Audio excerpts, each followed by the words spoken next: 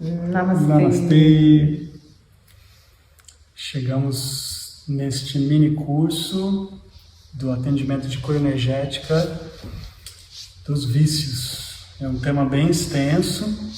A gente vai tentar ser o mais direto e resumido na informação que é necessária para vocês receberem nesse vídeo e daquilo que esse trabalho ele se propõe a fazer. Lembrando que a gente não aconselha, porque é óbvio que a gente vai abranger todos os tipos de vícios que são considerados, que são separados em categorias dos vícios não químicos, que são comportamentais, e os vícios que chegam aos usos de substâncias químicas. Então a gente entende a seriedade, o que significa tudo isso, mas que sim, a cura energética é um trabalho que se propõe a ser um grande aliado e auxilia muito bem nesse tratamento, mas a gente nunca fala para as pessoas que elas têm que largar outros tratamentos, dependendo do grau que elas se encontram, e que tudo funciona em conjunto, Tratamento médico, psicológico, enfim. E precisa ser multidisciplinar, precisa ser multidisciplinar, quando a gente fala de vício. E a cura energética, ela vai trabalhar nessa neurociência do vício, que ela vai regular vários fatores vibracionais, que precisam ser requalificados, porque são fatores que acabam alterando e geram desequilíbrio e a descarga de um neurotransmissor que é muito conhecido, que é a dopamina, que está fortemente ligada aos vícios. Então, a cura energética vai trabalhar essa biologia do prazer. Então, o que é a biologia do prazer? São esses estímulos agradáveis, Então, o elogio, o prato de comida, tudo isso vai ativar um sistema de recompensa do cérebro, que vai liberando essas cargas de dopamina. Aí vem uma sensação de bem-estar. Ok, isso em equilíbrio é maravilhoso. Quando a gente começa a desequilibrar isso, a gente fica viciado nessa sensação. Essa sensação dessa biologia do prazer, que é químico, que vai sendo desencadeado por escolhas, por ações, por vibrações, que está sempre conectada com o funcionamento do corpo, que altera sempre a química hormonal do corpo, e que vai gerar uma descarga muito forte química produzida por nós mesmos, que gera aquilo que a gente entende como vício. E antes mesmo de tratar o vício em si, e que eu acho que esse é o grande trunfo da cura energética, por a gente estar trabalhando com esse campo informado de clareza e de tirar as distorções, porque é isso que a gente estava até falando aqui há pouco tempo, que o mais difícil são os viciados reconhecerem que eles estão no vício e as pessoas que interagem com pessoas que estão no vício também reconhecerem dependente, exatamente, reconhecerem que aquela pessoa ela já passou do limite, porque o vício ele não se estabelece da noite para o dia. Eu acordei, amanhã eu estou já no último grau de um vício, seja de comportamento, enfim. Então porque isso vão se dando com várias práticas que vão desencadeando ou em uso de droga, ou de álcool, ou em jogos, ou pornografia, ou sexo, enfim. Mas isso já vem vindo de um padrão comportamental até antes de eu consumir qualquer um desses tipos de produtos, vamos dizer assim.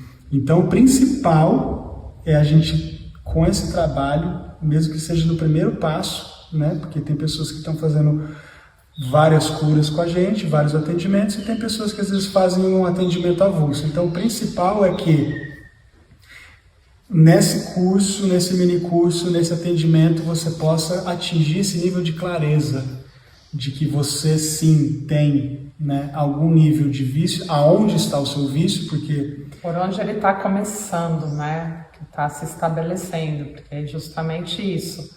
Os vícios, eles não começam do dia para a noite. Eles dependem de vários comportamentos que vão se repetindo, né? Então, identificar em que local, né, em que lugar, em que momento, em que prática, em que ação, em que comportamento, em que sensação a gente está dentro desse esquema é fundamental. E é por isso que a cura energética, ela vai trabalhar passo a passo. Ela vai trabalhar a biologia do prazer, com esses estímulos vistos nessas sensações. Ela vai trabalhar essas memórias que estão relacionadas a esse prazer também. E a essas experiências que me trouxeram prazer. Então, eu vou guardando essas memórias, porque eu já estabeleci o vício. E aí a mente, ela vai te jogando para uma memória de algo muito maior do que foi. Então ela faz com que isso se torne grandiosíssimo. Nossa, você sentiu tanto prazer naquela experiência. Então tudo isso também é manipulado pela sua mente. Então você tem uma falsa sensação de que quando você viveu aquela experiência, aquilo foi muito bom. E já é o princípio da dopamina, né, que vai te jogando para repetir aquilo, para sentir mais, para viver mais aquela experiência, e vai te dizendo, a próxima vez vai ser melhor ainda. Só que na verdade essa memória é mentirosa, nem foi bom, muitas vezes, né? O ato sexual nem foi incrível, foi um ato sexual.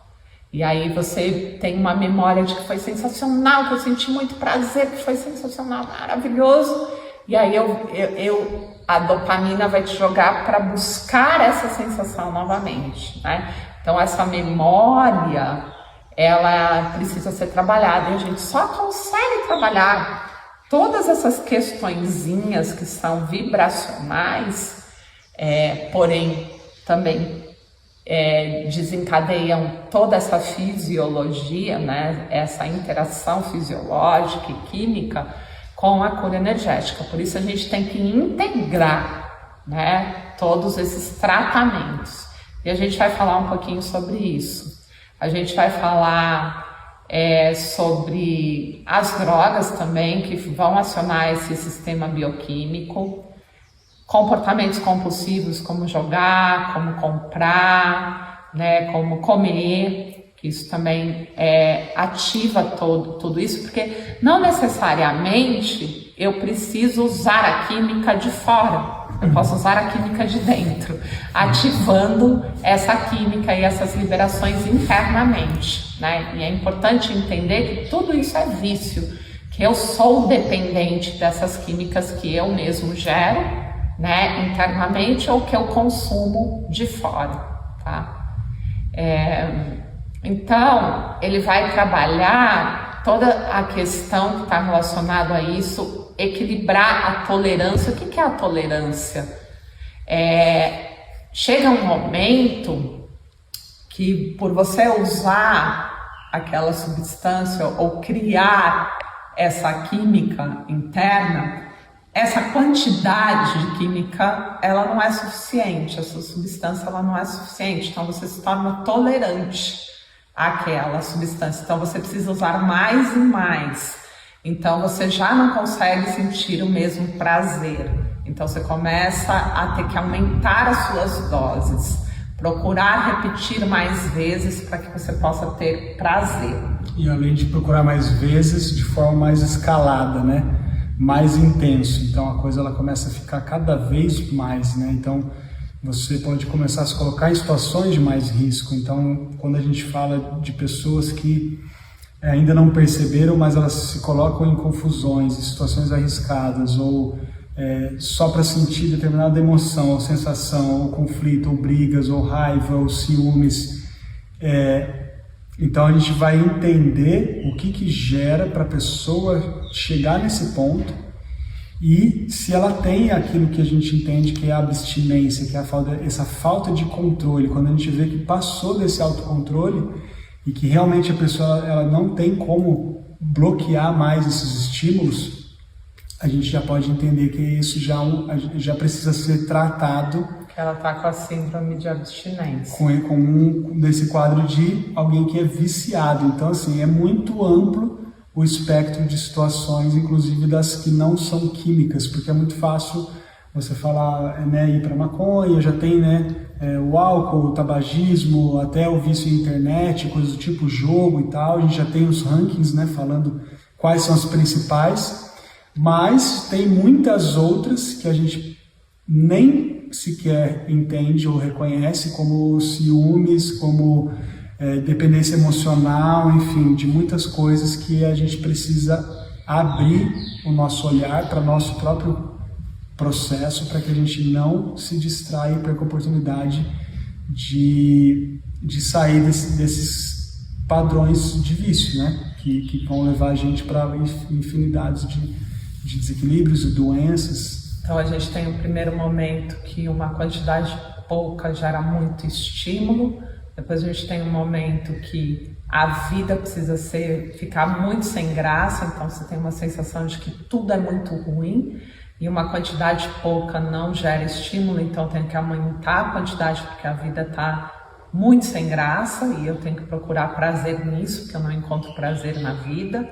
Nós temos a tentativa de sair disso, porque quando a gente percebe que a gente entrou nesse ciclo e que eu já não estou nem sentindo tanto prazer com os meus relacionamentos, que o ciúmes é insuportável, que a dependência emocional é insuportável, eu começo a tentar sair.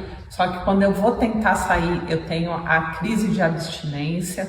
A crise de abstinência, ela gera efeitos físicos e psicológicos. Então eu não suporto a crise de abstinência e aí eu volto novamente a procurar o meu objeto de vício, né? Então tudo isso precisa ser trabalhado. Na sequência a gente tem a fissura. O que é a fissura? É quando você começa a ter ansiedade que te leva ao desespero. Então eu tenho a crise de abstinência, tenho essas sensações e depois eu fico fissurado. Eu começo a ter crises de ansiedade que me faz ficar só pensando naquilo, pensando que eu preciso daquilo, que minha vida não vai funcionar se eu não tiver aquilo.